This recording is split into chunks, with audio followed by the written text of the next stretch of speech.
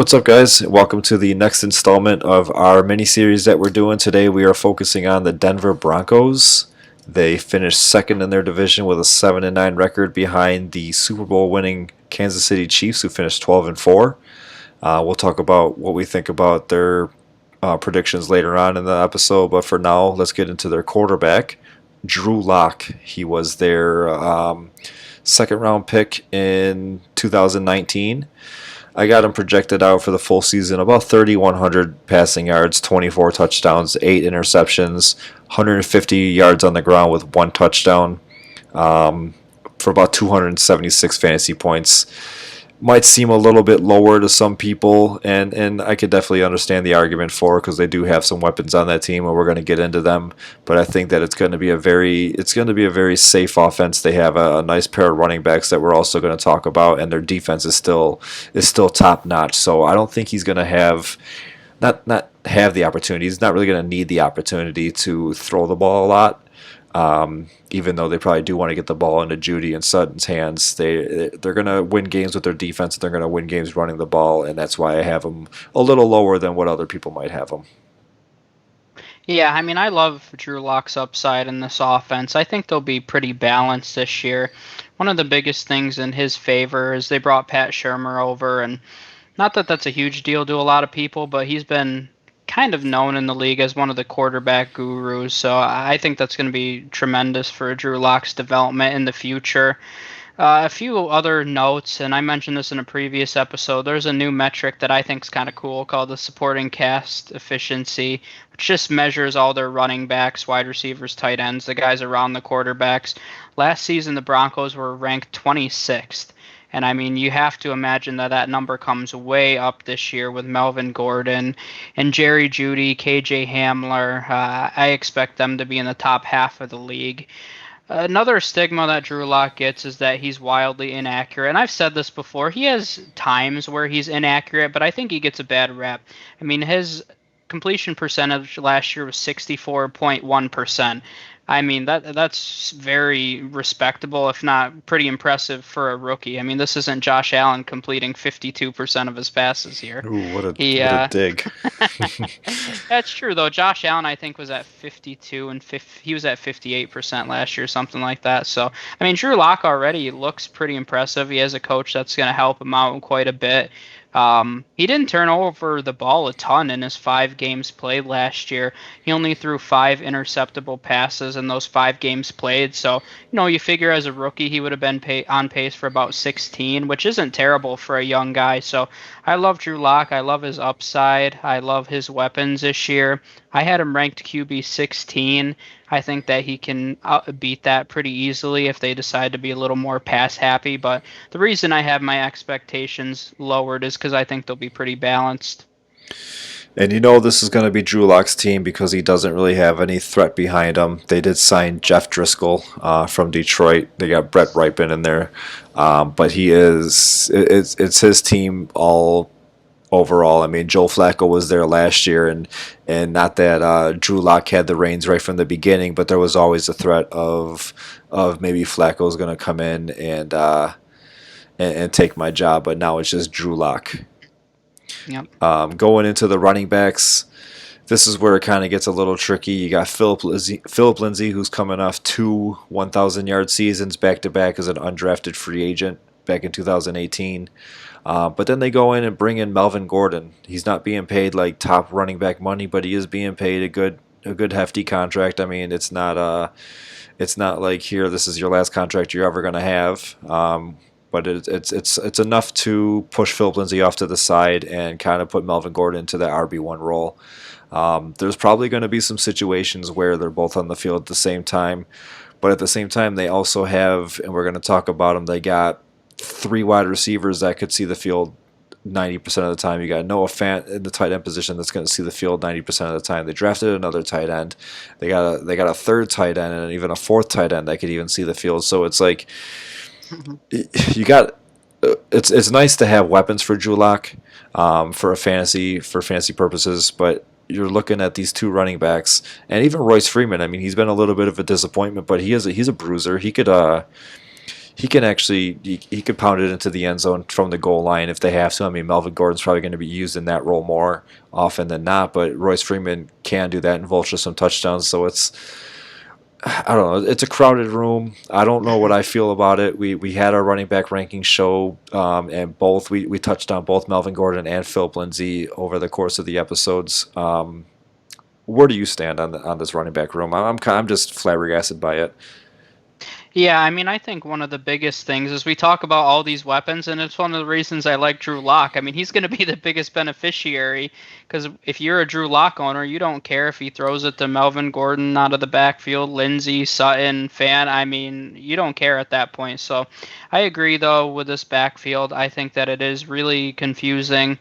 I'm starting to move Melvin Gordon up my rankings a little bit. He's currently going as the 19th running back off the board. And kind of impressively last year, he only had a 55% snap share, and he averaged the 14th most points per game in the games that he did play. So, I mean, this is a guy that was a high-end RB2, and he was splitting a lot of time with Austin Eckler. So, I mean, that's pretty impressive.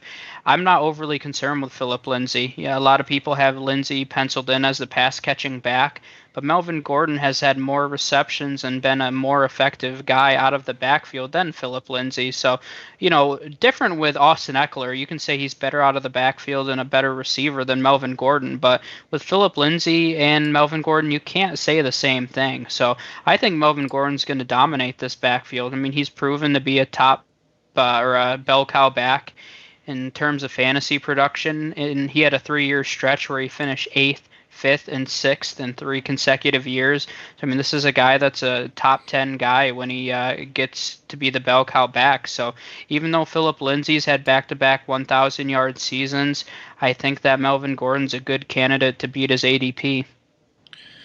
All right, so yeah, moving on to their offensive line, it's a pretty you got the numbers in front of you, so I'm interested to see what Pro Football Focus has to say about them. But as far as like their draft stock, they're a lot of them actually their whole front starting five is their higher round draft picks. I think the latest one is a third round pick, which is their center that they took this year, Lloyd Cushenberry.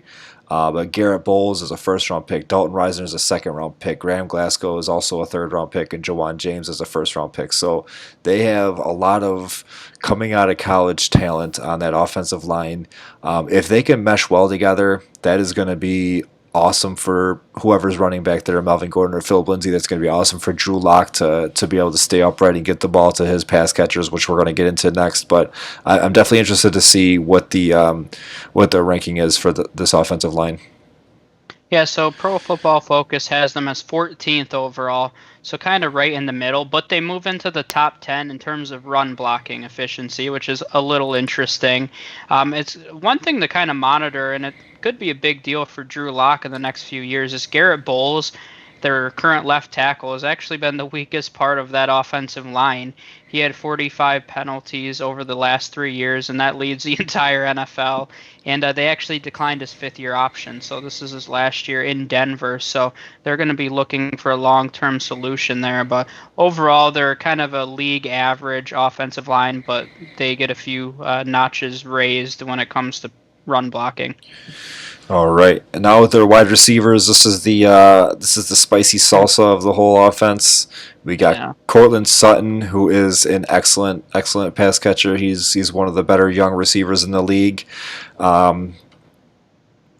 GM said, let's go out and get some pass catchers for our young quarterback in Drew Lock, and that's what they did. I mean, within the first 4 rounds, they took 3 guys.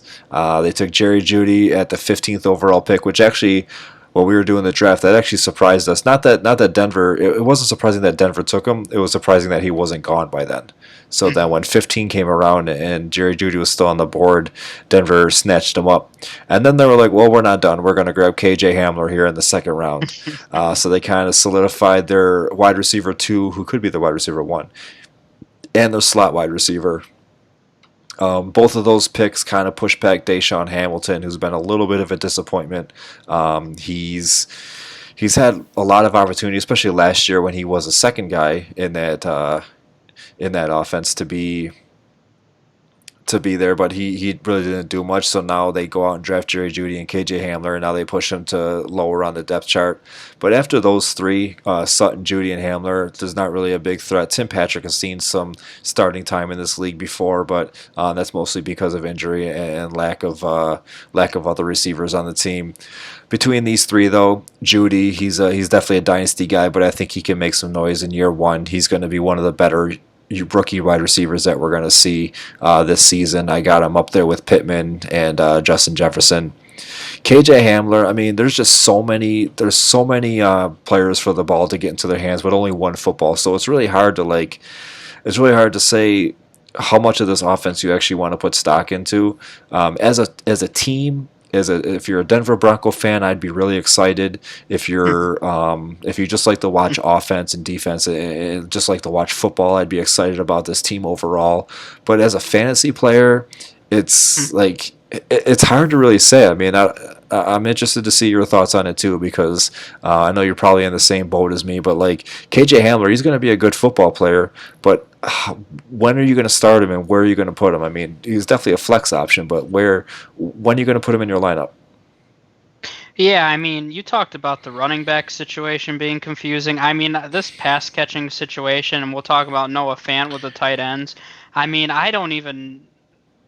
I'm trying to steer away from. I really like Noah Fant because I think he's one of the most athletic young tight ends in the entire NFL. But these wide receivers, I love Jerry Jeudy and Cortland Sutton's talent. So this is not a knock against them, but I just don't know how this offense is going to shake out. Are they, with all these weapons, you would think they're going to be pass happy, but then they signed Melvin Gordon. So I mean, I don't really know honestly what they're doing. I'll say with Cortland Sutton, once again, I love his talent. He finished 19th overall last year for within wide receivers. But the biggest thing that kind of concerns me about him is he had a 26% target share. So that's the eighth highest in the league. So I mean, he got a ton of targets last season, and he's naturally it's going to have to come down unless they're more pass happy this year. I really imagine that overall percentage of the targets that he's taking has to come down, especially with Jerry Jeudy. So the other thing that kind of concerns me with Sutton is when you look at what he did with Drew Lock, and I expect Drew Lock to be better, but I mean, Cortland Sutton was pretty bad with Drew Lock. That was one guy that he did not click with. So his 5 games with Drew Lock, he finished as wide receiver 6, so pretty good. Then it was 51, 37, 50, and 43.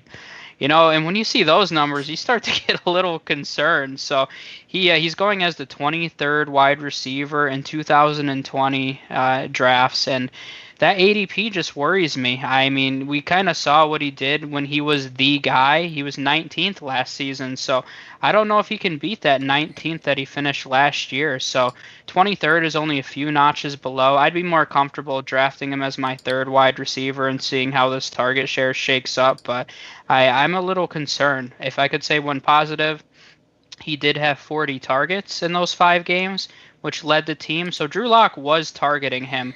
It was just a matter of he couldn't get the ball to him. And he also had 8 red zone targets, which led the team during that time frame as well. So, I really don't know what to make of it. Yeah, I think it's going to be hard to project week to week, especially because you talk about Cortland Sutton's talent. You could argue Jerry Jeudy is more talented than Cortland Sutton. So that dynamic's going to be really hard to project. Jerry Jeudy's currently going as the 41st wide receiver off the board. Once again, you're starting to get into those mid rounds where, I mean, literally I have league mates taking kickers and defenses. You might as well take a stab at Jerry Jeudy at that point. I mean, this is a talented young receiver. KJ Hamler, I think in PPR leagues will have more value. But when you look at where's his pecking order in this offense, the 4th weapon, I wouldn't even say that. I would put Melvin Gordon ahead of him. So is KJ Hamler the 5th option in a scheme we're not even sure is going to be pass heavy? Probably. So I'm not really touching KJ Hamler. He's a great taxi squad stash. If you're in a league that counts return yards, KJ Hamler's not currently listed as their primary return man, but I wouldn't be surprised if he fulfilled that role. So I think it's the hardest wide receiver core to predict in the entire league. Yeah, definitely some nice names there, but it's for fantasy. You want production. You want it to come down to like just one guy or one or two guys from the team, and this team has 6. Um, Mhm. the one thing about KJ Hamler is he could see a lot of time kick and punt returning. So if you get some bonus points for that, or if there's leagues out there where you have to start a kick returner, or punt returner, special teams player, KJ Hamler might be one of the best guys to do for that because he will see some offense and then he also will get the special teams yards. Moving into the tight ends, like I said, there's probably 4 names here that we could bring up. The number one name is Noah Fant. He was their first round pick last year. The other guys, they've seen some starting time, except for Albert O, who was their fourth round pick this year, who was one of Drew Lock's targets in college. But Nick Vanette, he's on his third team in 2 years, but he could definitely, if injury were to happen. I mean, Jeff Howerman and Nick Vanette are guys that they're not going to see the field unless Fant and Albert O or just Fant get injured. But it's something to definitely monitor. You're not drafting any of these guys. You're drafting Noah Fant, but you're not drafting anybody else.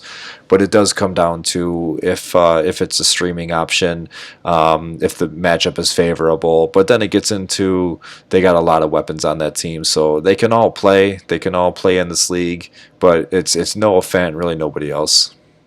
You didn't want to try to pronounce Albert O's last name? No, I'll leave that for you. No, that's okay. I don't want to either.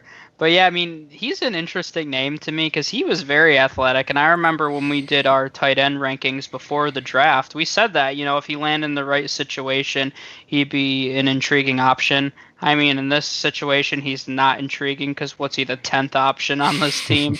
So if you have a super, super deep league and 30 taxi squad spots, maybe you stash him there, but besides that, he won't be overly relevant.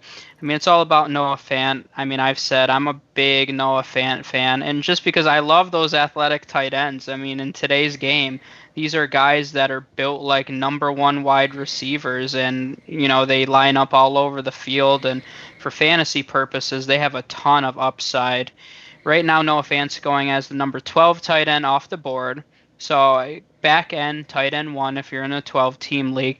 And I like him at that spot. I've seen him slip even more because people are worried about him taking a target share. But at that point, I'd take him just because of his upside. And I'm not necessarily saying he's going to live up to that upside. But based on upside alone, if I'm taking him in the 12th round as my starting tight end, I'll take that chance all day. And it's especially interesting when you look at his combine metrics. And I'm not overly into those, but there's a lot of sites that compare metrics of similar players. And his comparison is George Kittle, just for the record. So I did think that was kind of interesting.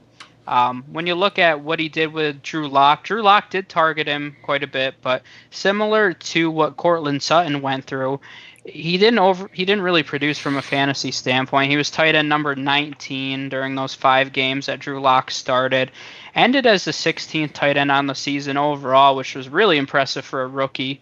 And I've mentioned before, rookie tight ends very rarely do anything.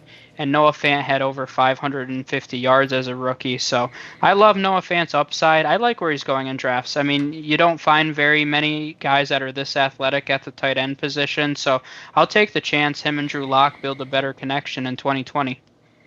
All right, and then as far as their special teams go, you got Brandon McManus as their kicker. Being out there in Denver, the air is thin up there. That's where we see Matt Brader knock some 55-yard bombs, 60-yard bombs. I think he has an opportunity to be a relevant kicker, especially in an offense that could put some points up on the board. Denver, they do get snow, so towards the end of the season, toward later in the season, it might be rough weather-wise. They're an open-air stadium. Kansas City, another open-air stadium.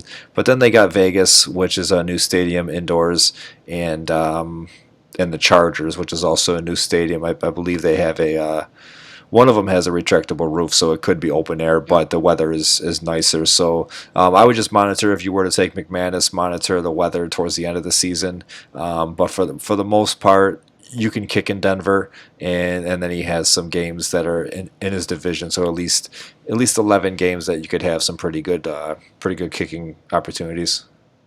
Yeah, he finished as the 9th overall kicker last year. He's not really being drafted in most leagues, but I mean, since he started for Denver, he's pretty consistently been a top 10 kicker. You mentioned the thin air, which only helps him kick, 60-yard field goals even. So I like McManus. I wouldn't necessarily be drafting him. I'm still targeting some of those higher end, and not to mention, I mean, this Denver offense is solid, but there's kickers that come from higher octane offenses that'll have even more opportunity. All right, and then as we mentioned at the beginning of the show, this defense it's lost some pieces. Chris Harris is not there anymore, but they still have a pretty solid defense on paper. They got Jarrell Casey for a bag of chips from Tennessee. Bradley Chubb is now going into his third year, hopefully his second full year because he was injured last year. So hopefully he stays healthy. Von Miller, he's one of the best edge linebacker, whatever position you want to put him at. He's one of the best of those in the entire league. It's a downgrade from Chris Harris, but they do have AJ Bouye now, who was one of the studs in Jacksonville alongside Jalen Ramsey. So he's basically there to replace Chris Harris, but like I said, it's a little bit of a downgrade. My favorite outside of Von Miller is probably Justin Simmons, their safety. He's got some opportunity back there being the safety for some tackles, for some interceptions, take a couple to the house. He's a great safety. I mean, if you have to play a safety, if you have to play a defensive back, try to lean towards safety, and Justin Simmons is probably the guy from this team. Yep, I would agree with that. And scanning over things, Justin Simmons, coming from the safety position, had 93 tackles last year, 13th highest scoring DB in IDP format. So very effective there. He's a borderline starter in most leagues, and he's young and has lots of upside. So I agree. I like Justin Simmons quite a bit. You're looking at their defensive line, a very nice defensive line, especially with the acquisition of Jarrell Casey, who's one of the best interior defensive line. He's probably going to shift, it looks like, to DN this year in their 3-4 scheme, but he was a very effective nose tackle for the Titans previously. Not really fantasy relevant, though, so I'm more looking at Bradley Chubb, who missed a big chunk of last season, but he had 12 sacks in his rookie year. And when you're looking at IDP defensive linemen, you're looking for sacks. So this is a guy that, as a rookie, had 12 sacks. So he has the ability to perform even better than that. When you look at their linebacking core, once again, we're looking for tackles. Alexander Johnson is one of their interior linemen or linebackers right now. Had 91 tackles, probably a candidate to go over 100 this season. Not a guy that I'm drafting, but once again, I'll add him to my watch list and see how he does the first few weeks. Todd Davis is actually kind of the linebacker to own, and he's not a big name in the community. I haven't really seen him drafted, but he had 134 tackles last season in 14 games, so he was on a pace for over 150 tackles last season, so that's very impressive, and he's a guy that I would take later, and I would have confidence in starting him, especially if you're starting two linebackers. Von Miller in real life, one of the most dominating edge rushers in the entire league, but I thought it was kind of interesting. In 2018, he had 14 sacks, and at the linebacker position, he still finished 26th in IDP format. So that just proves to you how important tackles are. It didn't even matter that he had 14 sacks. He wasn't even really playable in most formats. So you're really looking for tackles there. So Von Miller, unlike some edge guys have dual eligibility at defensive line. Von Miller does not. So as much as he's a big name, I don't think he's as fantasy relevant as people think. All right, so going over there, what we predict in the division, like we said last year, they finished 7-9, second place in their division. I don't think they're overtaking the Chiefs. I don't think anybody in this division is overtaking the Chiefs. The Chiefs are going to win this division for another year. When we talked about the AFC South, we mentioned how it could be a 3-team race for first place in that division. I think it could be a 3-team race for second place in this division. And we already did our Raiders episode. Actually, we did the Raiders and the Chargers episode, and we kind of said the same thing, both of those episodes. So now it's the third team that we're talking about from this division, the Denver Broncos, and same thing. I mean, it could easily be a 11-5, 12-4 record for the Chiefs, and then you're looking at 9-7, maybe one team takes the lead at 10-6 and finishes second in the division. But it's going to be a bloodbath for that second place, and I'm still up in the air on who I think it's going to be. I like the Raiders a lot. I like the Chargers just overall. They have a good offense and defense, but the Broncos, I mean, they're not going to go away either. They got a good offense and defense too. So it's right now, as we sit right now, I cannot decide who I think is going to finish second in this division. Yeah, and I mean, this is the Chiefs' division as of right now, and I agree with you that it's going to be close for second. But I think the race for first place could be really interesting in the future if Drew Lock develops into this franchise guy that a lot of people think he can be. I mean, the Broncos' defense is much better than the Chiefs, so I think that could be an interesting competition depending on Drew Lock's development. I would say at this point I would have the Chargers in second just because I think Tyrod is going to do just enough to make this team competitive with that defense. And Drew Lock is still young. Now, don't get me wrong. If he has that huge second-year breakdown, it's all bets are off. But I think as of right now, the Chargers are a safer pick, in my opinion. All right, so that's it for the Denver Broncos, and we'll see you guys next time.